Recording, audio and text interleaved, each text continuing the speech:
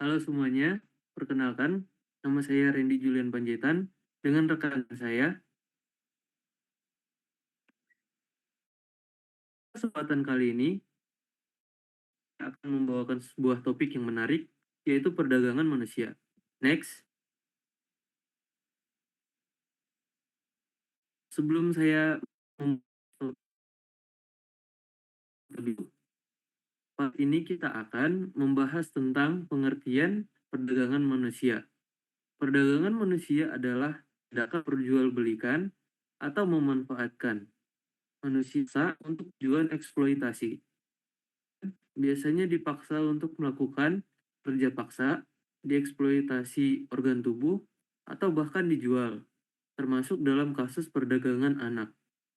Perdagangan manusia adalah tindakan yang sangat melanggar hak asasi manusia dan tidak dapat dibenarkan dalam kondisi apapun. Next.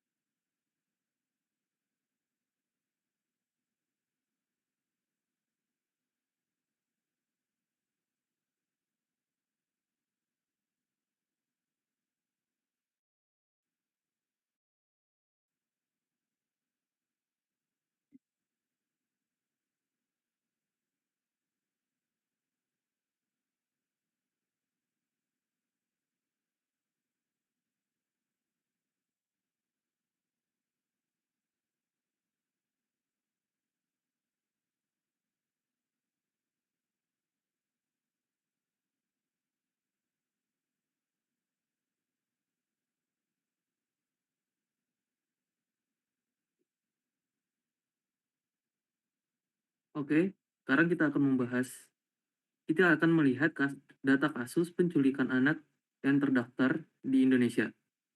Grafik menunjukkan bahwa jumlah kasus mengalami fluktuasi dari tahun 2020 hingga 2025.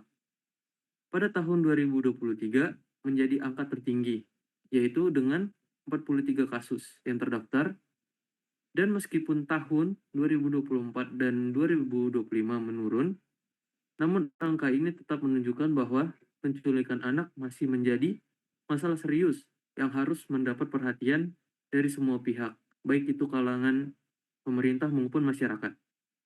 Next.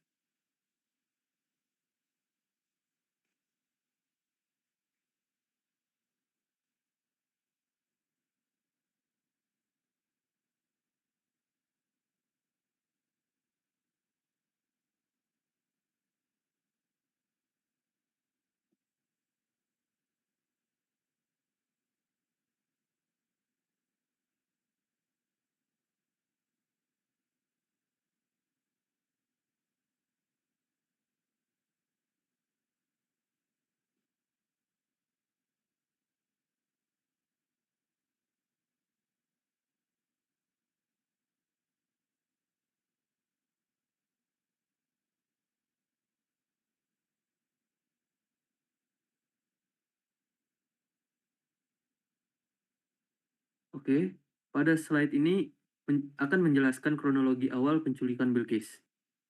Bilqis adalah anak berusia 4 tahun yang menjadi korban penculikan di Taman Pakwe Sayang di kota Makassar. Peristiwa ini terjadi pada hari Minggu pagi sekitar pukul 8 WITA ketika Bilqis sedang bermain di area taman sementara ayahnya berolahraga tenis. Saat ayahnya memanggil, Bilqis sudah tidak terlihat dan kemudian dinyatakan hilang. Next.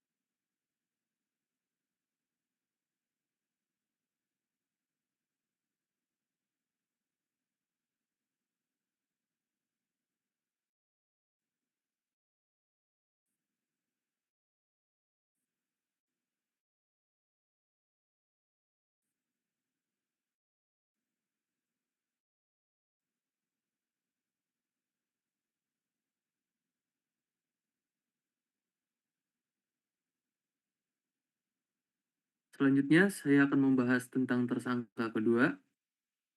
Tersangka kedua adalah Nadia Hutri atau dengan inisial NH. NH merupakan pembeli pertama yang tertarik melalui media sosial dan datang dari Jakarta ke Makassar untuk membeli Bilqis. Transaksi dilakukan dengan harga sekitar 3 juta rupiah. Setelah itu, NH membawa Bilqis dari kos tempat tersangka pertama. Next.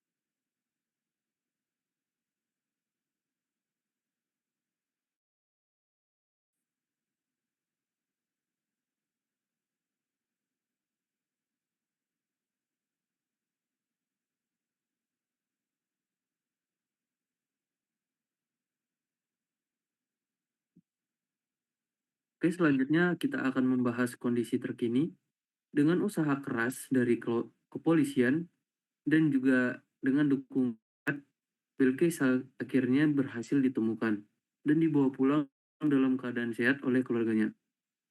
Semua pelaku yang terlibat dalam jejaring penculikan dan juga penjualan anak ini telah berhasil ditangkap untuk diproses lebih lanjut secara hukum.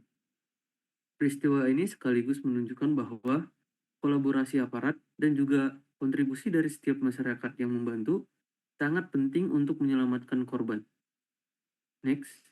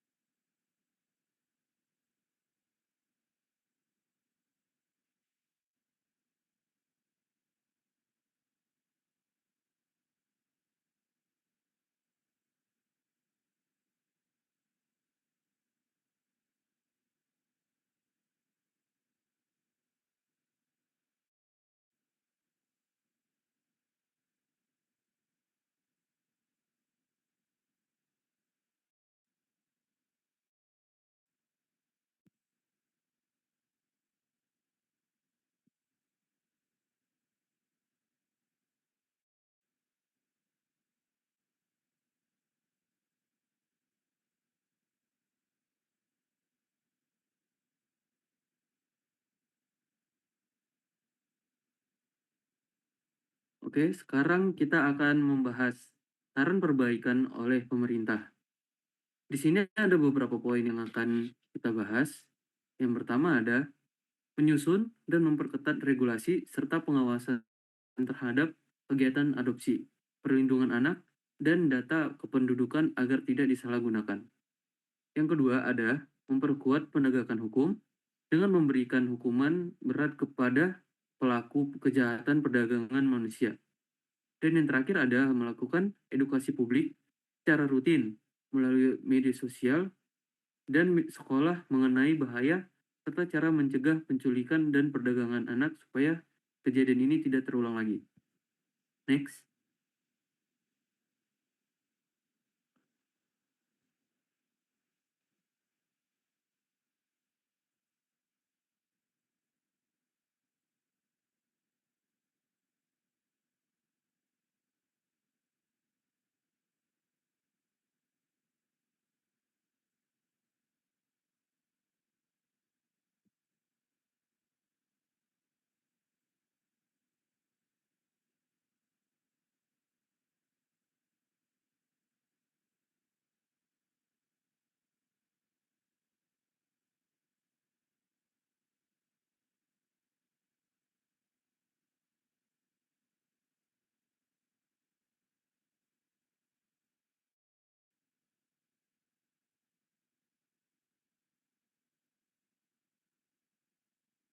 Berikutnya, ada saran perbaikan untuk pelaku bisnis.